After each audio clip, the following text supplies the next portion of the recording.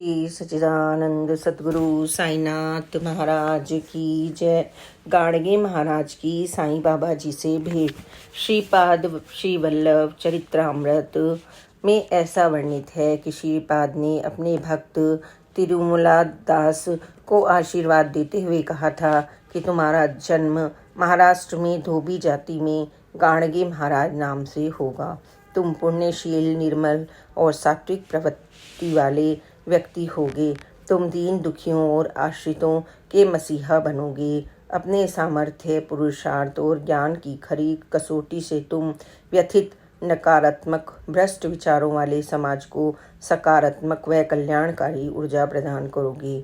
अपनी श्रेष्ठता, दिव्यता और रूहानी नियामतों का अमृत पान करवा मानव के भीतर सोई हुई निष्क्रिय पड़ी अंतर चेतना को जागृत कर उसमें सही सोच, उद्यमता, शक्ति, विश्वास जैसे गुण विकसित करोगे, जिससे समाज में भक्ति का सार्थक रूप, लक्ष्य और गरिमा का प्रचार प्रसार होगा। शिलादी गांव में मैं समर्थ सद्गुरु साईं बाबा के रूप में अवतार लूँगा। जहाँ मेरी मुस्लिम वेशभूषा होगी वहाँ निश्चित ही तुम्हें मेरा अनुग्रह प्राप्त होगा। तुम्हें बाल कृष्ण के स्वरूप से प्रेम है, इसलिए तुम गोपाला गोपाला देवकी नंदन गोपाला का जप कर सकते हो। दिव्य दृष्टि से तुम सदैव मेरे तत्व रूप का दर्शन कर पाओगे। तुम गाड़गे महाराज बनकर समाज को दिव्य दृष्टि प्रदान कर अंतर्मुखी बना उन्हें सनातन मार्ग पर अग्रसर करोगे। तब इंसान अपने शरीर में स्थित सुख, शांति व आनंद के स्रोत परमात्मा को जान पाएगा। तभी वह अपने भीतर ठहराव, सुख, शांति व परिवर्तन अनुभव करेगा। ऐसा मेरा तुम्हें वरदान और आश्वासन है। गाड़गे महाराज का विश्वास था कि स्वच्छता में ही परमात्मा का वास है। वे जहाँ भी जाते हैं वहाँ की सड़कों, संकरी गलियों की साफ सफाई करते हैं। वे हमेशा अपने साथ एक झाड़ू रखने के लिए प्रसिद्ध थे। उन्हें निरंतर गोपाला गोपाला, देवकी नंदन गोपाला गाने की आदत थी। शुरू में वे एक निर्धन संत थे जिनकी कुल संपत्ति मिट्टी का एक बर्तन था, लेकिन वे धर्मार्थ कार्य हेतु एक भव्य भवन का निर्माण करवाना चाहते थे। वे पंढरपुर में एक भव्य धर्मशाला का निर्माण करवाने में भी सफल हुए। जब इन्होंने नासिक में धर्मशाला का निर्माण कार्य आरंभ करवाया तो धनराशि आनी अचानक ही बंद हो गई। केवल कुछ कमरों का ही निर्माण हुआ था और धन के अभाव के कारण कार्य को बीच में ही रोकना पड़ा। कार्य में कई विषम परिस्थितियों के आने के कारण इन्होंने बाबा के दर्शन हेतु शिरडी जाने का निर्णय लिया। जैसे ही गाड़गे महाराज अपने शिष्यों के साथ द्वारिका माई की सीढ़ियाँ चढ़ने लगे, बाबा ने उन्हें देखते ही उन पर गालियों की बौछार कर दी। गाड़गे महाराज ठहाका लगाकर हंसने लगे। उधर साईं बाबा का मुखमंडल अतीव आनंद से दमक उठा और उन्होंने भी रहस्यमय ठहाका लगा दिया।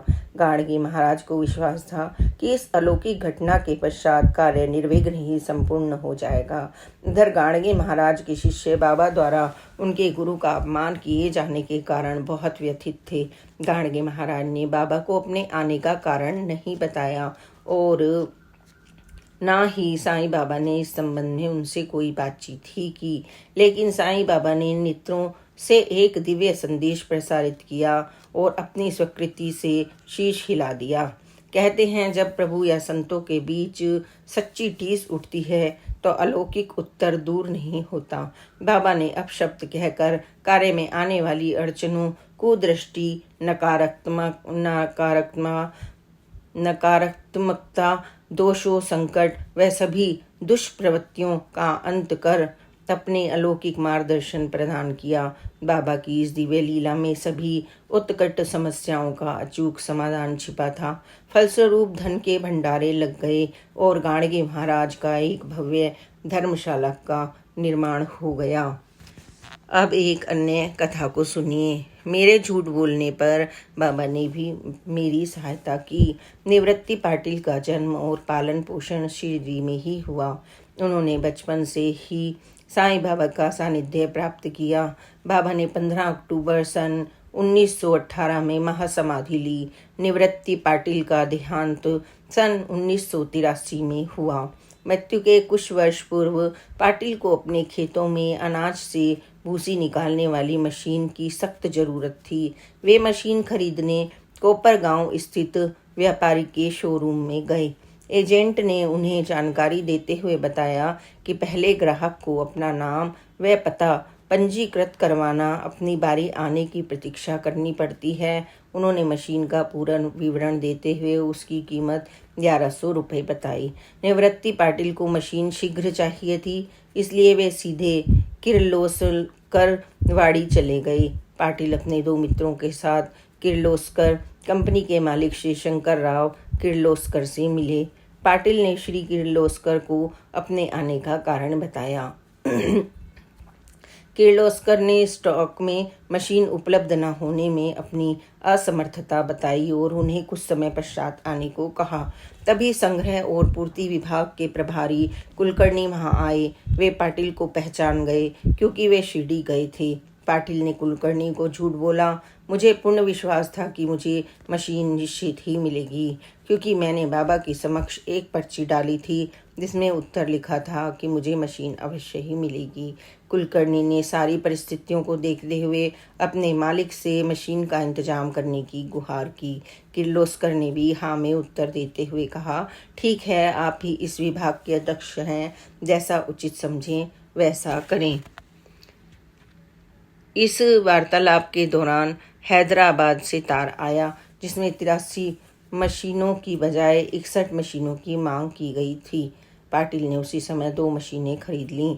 उन्हें प्रत्येक मशीन पर 500 रुपये की छूट भी मिली। बाबा का धन्यवाद करते हुए वे खुशी खुशी शिरडी आए। शिरडी में उन्होंने सभी को एक घटना के विषय में बताया। मेरे झूठ बोलने पर भी बाबा ने मेरी सहायता की। बाबा ने दृढ़ता से झूठ न बोलने की आज्ञा देते हुए कहा।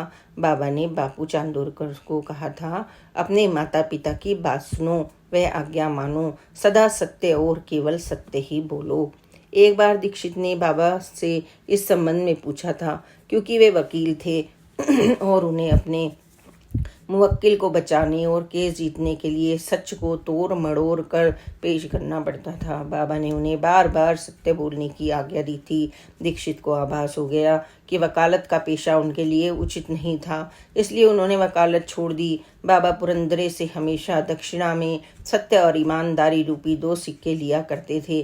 बाबा ने निवृत्ति के झूठ बोलने पर उन्हें मशीन दिलवाई, क्योंकि वे एक किसान थे और उनके लिए समाज के लिए अन्न उत्पन्न करना अनिवार्य था।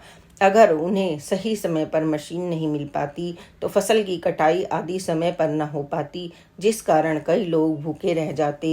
इसलिए समाज के हित को ध्यान में रखते हुए बाबा ने उनकी इच्छा पूर्ण की। श्री सच्चिदानंद सतगुरु साईनाथ महाराज की जय।